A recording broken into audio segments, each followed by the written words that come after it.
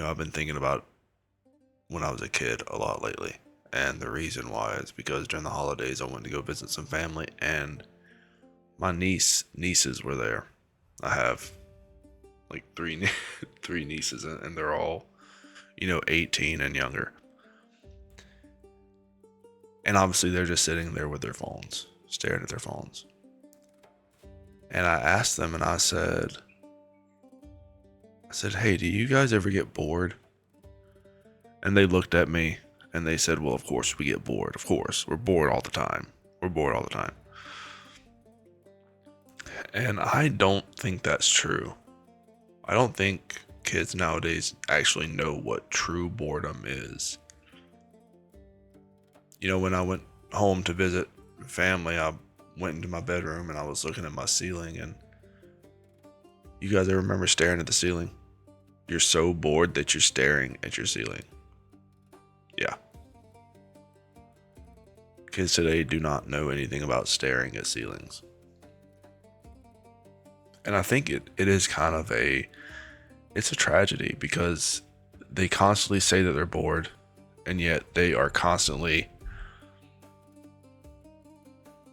being entertained and being stimulated by entertainment, cell phones, social media, TVs, screens, tablets, whatever you want to call it. And I think somewhere along the lines we kind of tackled boredom as an enemy, as something that needed to be fixed. And I don't necessarily think that's true. I really don't think that's true. I think boredom is a necessity. Because I think that if you have too much stimulation, I think that it you get bored anyways. But not truly bored, if that makes sense.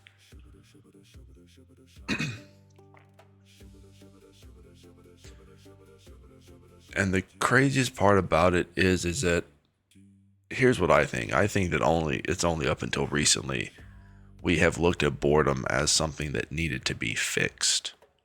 Okay? It's never been like this. It has never been like this. It's only been in the past couple of decades. I would say since the 60s.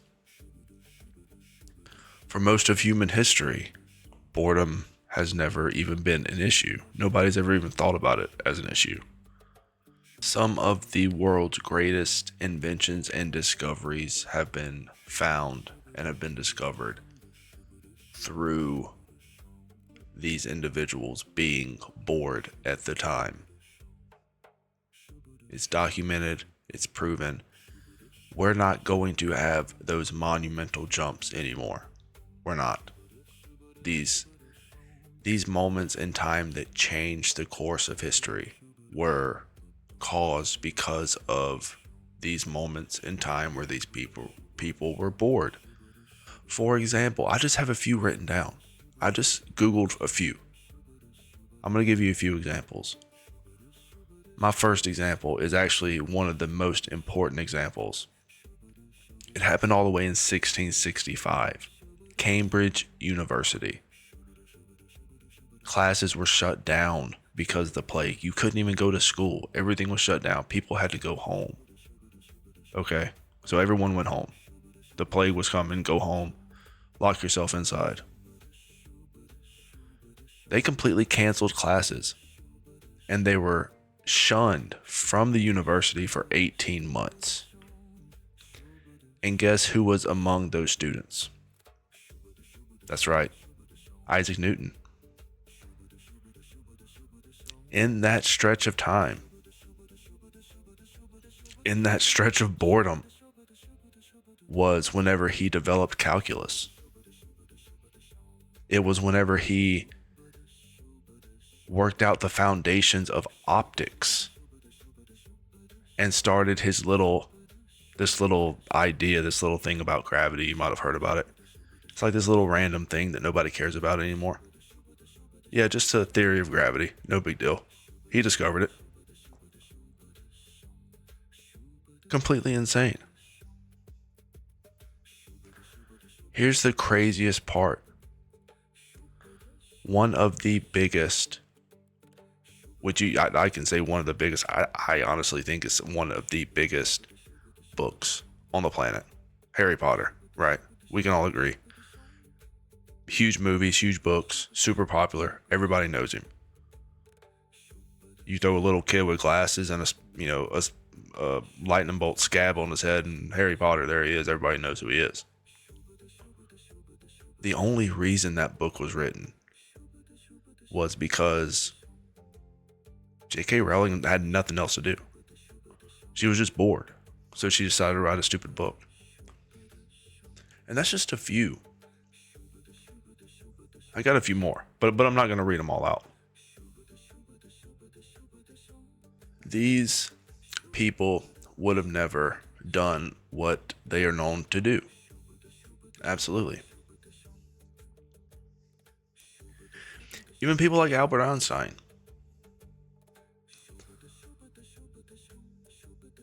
Okay.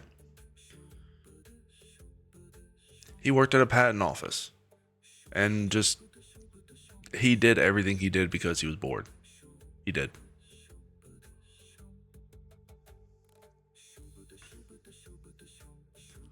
Philosopher Blaise Pascal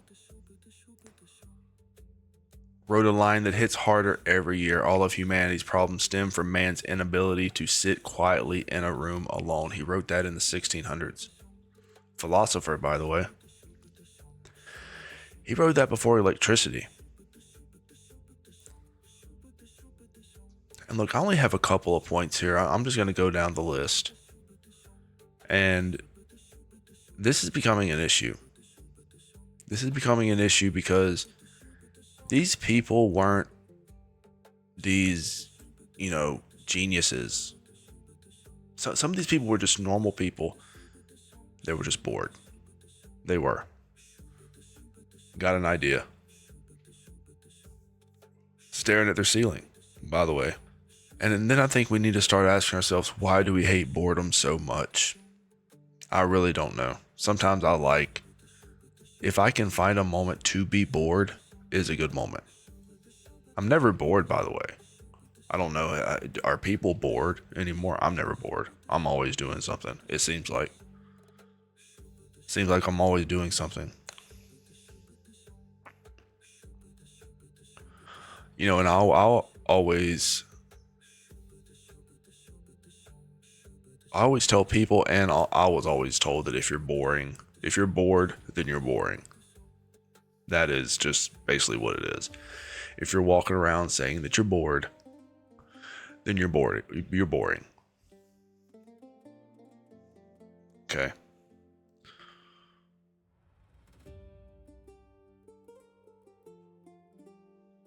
It's how you make use of that time.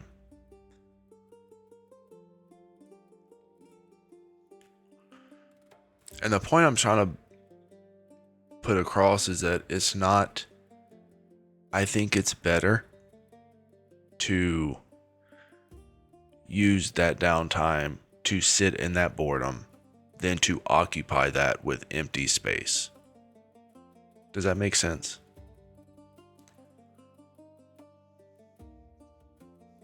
Is that tied to ethics? I don't even think that's tied to ethics. I don't. When you're basically, every kid now is basically born with this thing that just 100% has their attention 24/7. They're born with it. I don't think that's crazy. I think we're going to see a lot of bad side effects from this. I think we're already seeing it.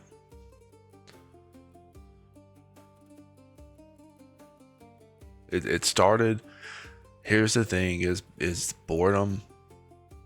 Once these corporations decided they could monetize boredom, is whenever it really started to get really screwed up. Everyone knows it. They found a market, and they weaseled their little nubs in there. I swear, dude.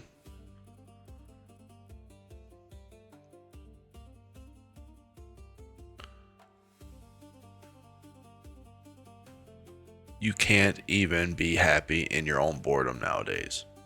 That's how bad it's gotten.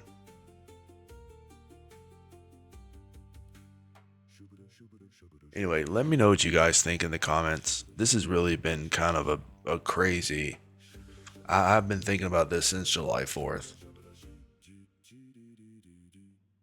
And I'm really worried about the future. And about the brains. Can you imagine how mushy those brains are? They're mushy, man. We got mushy brains, I'm telling you.